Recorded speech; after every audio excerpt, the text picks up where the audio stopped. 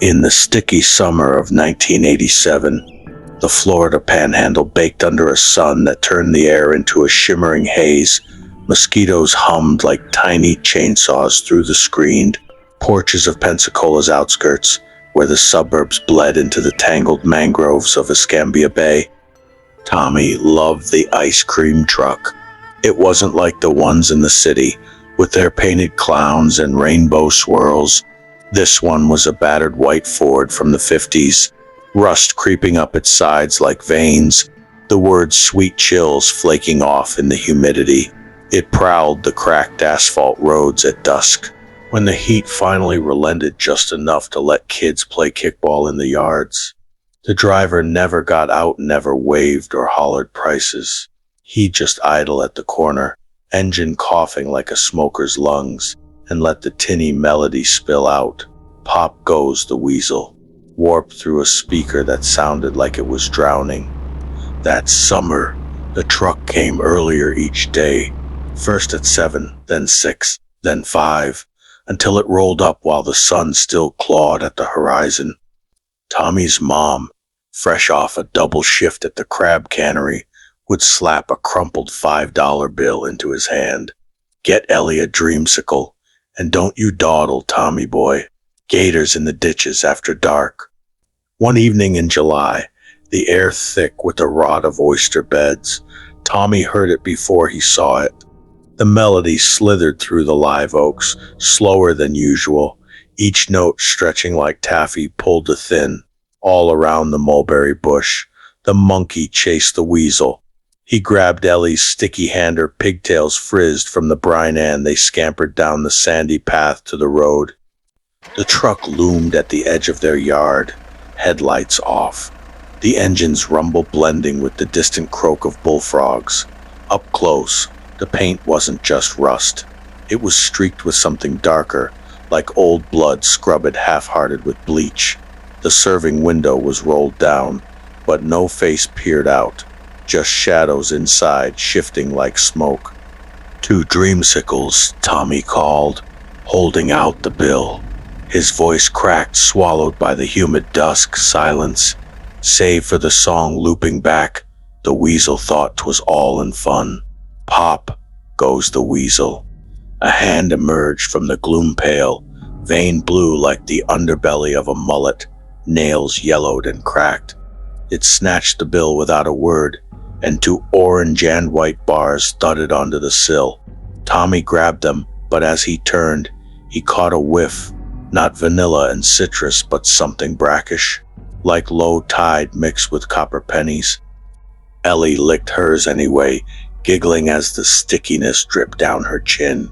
"It's melty already, Tommy, like boogers."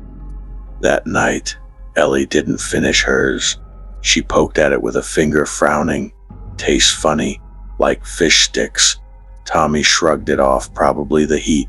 But when he woke at midnight to piss, he found her curled in the corner of their shared room, shivering under a quilt damp with sweat.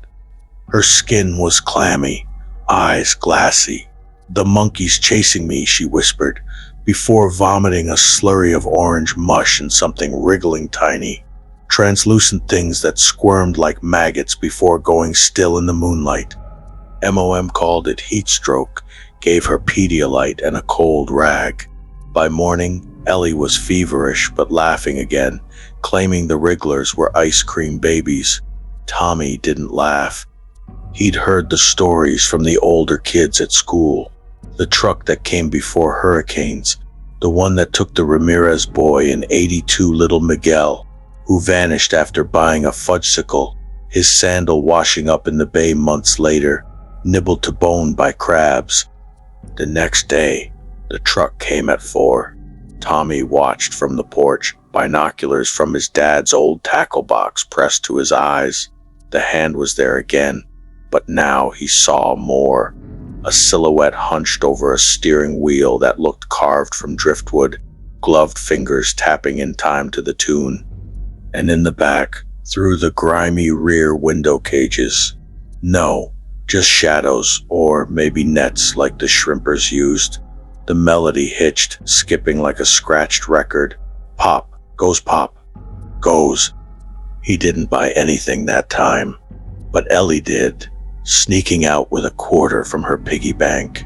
She came back with a rocket pop, blue and red layers bleeding in the heat. "It's the best one yet," she said, slurping it down. That night she thrashed in her sleep, murmuring about the weasel hiding in the mangroves, waiting to pop out and play. By week's end, half the block was hooked. The Wilsons twins bought snow cones that turned their tongues black. Old Mrs. Delgado got a root beer float. She swore it tasted like the devil's own swamp water. Kids clustered around the truck like moths to a bug zapper, hands sticky with treats that melted to fast, leaving behind a residue that itched like fire ants. And every dusk, one or two didn't come home right away, playing hide and seek, their parents muttered, fanning themselves on sagging porches. Tommy couldn't shake it. He biked to the library, air conditioning a godsend Dan poured over microfiche in the dim reading room. Yellowed clippings from the Pensacola News Journal, missing child, 1975 last seen near ice cream vendor, truck driver sought in disappearances, 1969. Always the same melody described, always the same white Ford glimpsed fleeing toward the bayou. Locals called it the Chillmobile, said it fed on the heat mad, lurking them with sugar and salt. Bought as never found whole, just bits, spat up by the tide, sweet and bloated. That Saturday, a squall line rolled in from the Gulf, thunder rumbling like the truck's engine. Mom was at work, so Tommy chained the door and hid Ellie under the bed with a flashlight and her rag doll. "Stay put till I say." He grabbed his BB gun, more comfort than weapon, and slipped into the yard as the first fat raindrops splattered the palmettos. The truck was there, parked crooked across the road, wipers slapping lazily against the downpour. The melody pierced the storm. All around thee. Static crackled, then a voice garbled, wet, like it bubbled up from underwater. "Pop goes the weasel. Come get your chill, boy." Tommy's heart hammered. He crept closer, rain plastering his shirt to his ribs, the BB gun slick in his grip. Peering through the window, he saw it, the driver, not a man but something dredged from the bay, skin sloughing off in gray sheets, eyes milky as oyster guts, mouth a lipless gash exhaling brine. In the back, wire traps overflowed with shapes small, writhing, the neighborhood kids, their faces smeared with melting popsicles, eyes wide and vacant, chanting the tune in tiny broken voices. One reached out, Ellie. No, but close enough, pigtails sodden, skin paling to pearl. "Tommy, it's fun. Join the chase." He fired the BB gun blind, the pellet cracking against the dash. Whatever sat beside him twitched, laughing in a way that made his skin crawl. The truck jolted back, tires clawing at the mud, and the melody twisted into a scream. Pop goes the weasel. The truck's tires bald and blackened from years of prowling, forgotten back roads chewed through the sodden earth with a voracious, guttural churn, like the jagged teeth of some ancient leviathan gnashing at the brittle bones of a long-submerged carcass. Each revolution ground deeper into the rain-soaked clay, unearthing clumps of red Florida dirt laced with the fibrous veins of mangrove roots, the kind that pulsed faintly as if the swamp itself recoiled in agony. Mud erupted in violent arcs from the spinning wheels, fountaining high into the storm-lashed air before plummeting back to earth in heavy, splattering barrages. The projectiles struck the palmettos first, those sentinel fronds ringing the yard like ragged battle flags, coating their serrated edges with a glistening patina of filth that dripped in slow, viscous rivulets toward the flooded ground. Leaves shivered under the assault, whispering frantic warnings in the wind, their tips bending as if bowed in supplication to the retreating beast. Tommy felt the spray before he saw it, fully a cold, shocking slap against his bare calves, then higher, peppering his sodden t-shirt with clots of muck that smelled of decay and diesel, the bay's briny rot mingling with the acrid bite of overheated rubber. A sudden surge hit his chest, sharp and startling, echoing like thunder in the trees.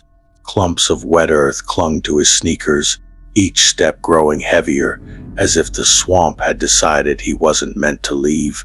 He could feel the grit pressing through the canvas, squelching between his toes like the probing fingers of buried things, and in that instant, the world narrowed to the roar of the engine fading into the gale, the relentless tattoo of rain on his skin, and the primal certainty that the truck wasn't fleeing, it was burrowing, retreating to the heart of the mangroves to molt and hunger anew, its belly rumbling for the next harvest of summer sweet souls. Years passed like the slow creep of Spanish moss draping the live oaks, heavy and inexorable, turning the summer of '87 into a sepia-toned scar on Tommy Hargrove's memory. The shotgun shack was long gone, bulldozed for a cul-de-sac of cookie-cutter homes with manicured Augustine lawns and hurricane shutters, painted a defiant pastel blue. Ellie grew up sharp-edged and secretive, fleeing Pensacola for the steel canyons of Atlanta, where the air was mercifully dry and the nights held no echoes of warped chimes.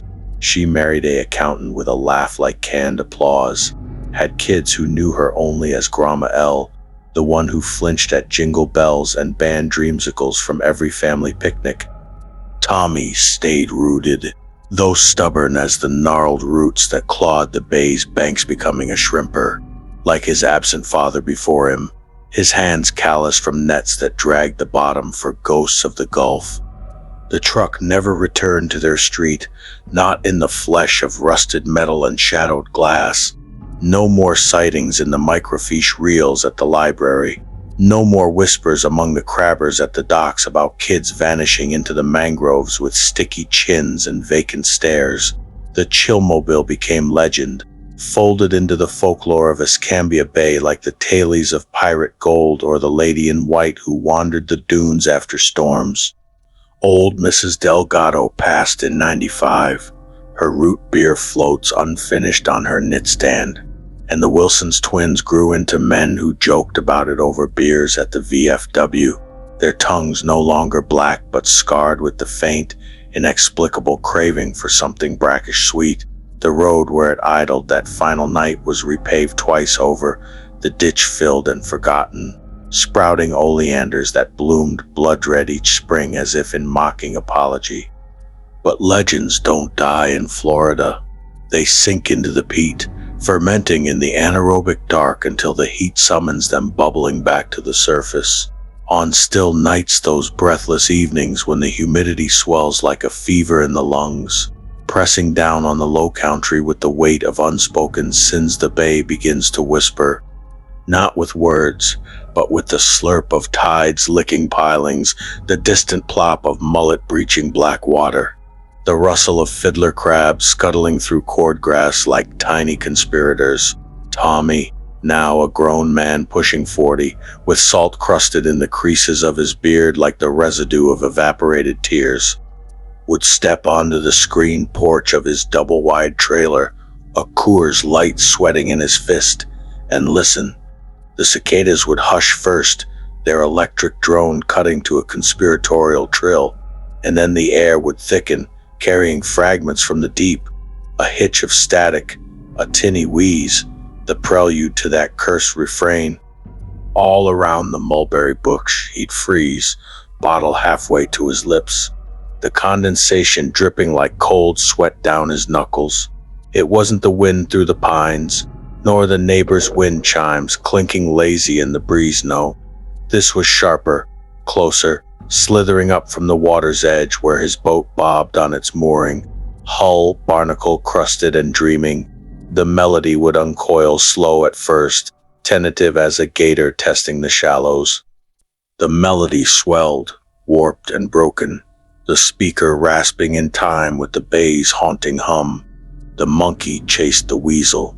Tommy leaned forward into the fog, eyes burning from the salt wind, trying to glimpse the far shore where the mangrove stood, solemn and still, like watchers waiting for something to surface. There, in the deeper swamp beyond the no-wake zones riddled with buckshot, the thing lurked, not idle now, but evolved, perhaps, the Ford's frame half submerged in a tidal pool, Hesses claimed by the silt, its engine replaced by the rhythmic pulse of heart pine roots pumping brackish life.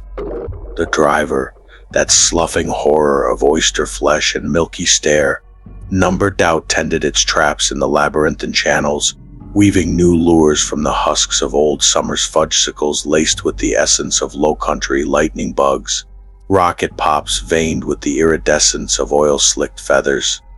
Waiting, always waiting for the heat to rise again, that merciless forge that turned children's laughter brittle and their shadows long. Tommy knew the cycle. He'd seen it in the migration of the tarpon, the way hurricanes birth from the same cauldron of warm currents year after infernal year. Come June, when the asphalt shimmered and the air hung so thick you could wring it out like a dish rag, the whispers would sharpen to summons. A child's bicycle left askew by the community pool, its bell tinkling faintly in the dusk. A new family down the block, transplants from Ohio with pasty skin and trusting smiles, their youngest pressing nose to the fridge for a treat after bedtime, and Tommy would wake in a cold slick of sheets, beard matted with phantom brine, the tune looping in his skull like a skipping groove on vinyl warped by floodwater.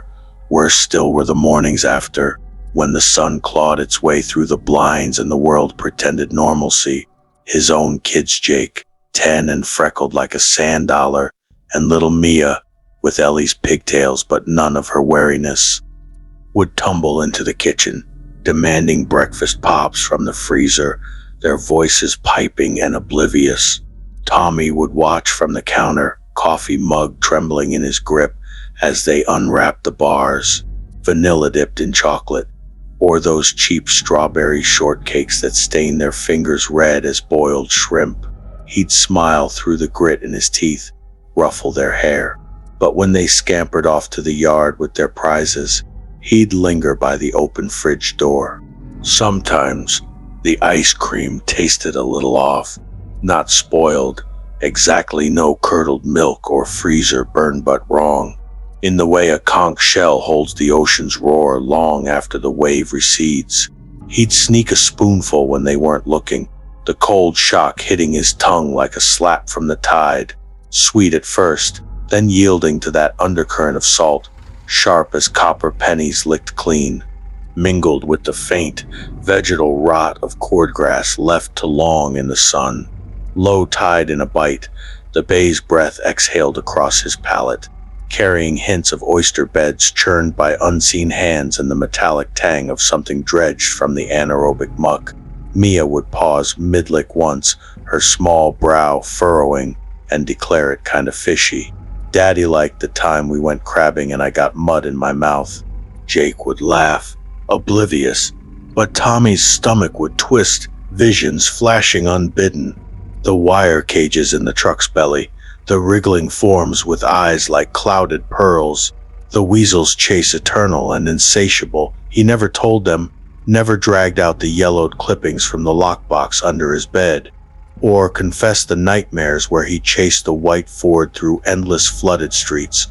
On the stillest nights, when the moon hung low and bloated over the bay like a bloated pearl onion, Tommy would step outside, shotgun in hand, not the BB gun of boyhood, but a real 12-gauge loaded with buckshot, blessed by a hoodoo woman down in Gulf breeze and fire blind into the mangroves.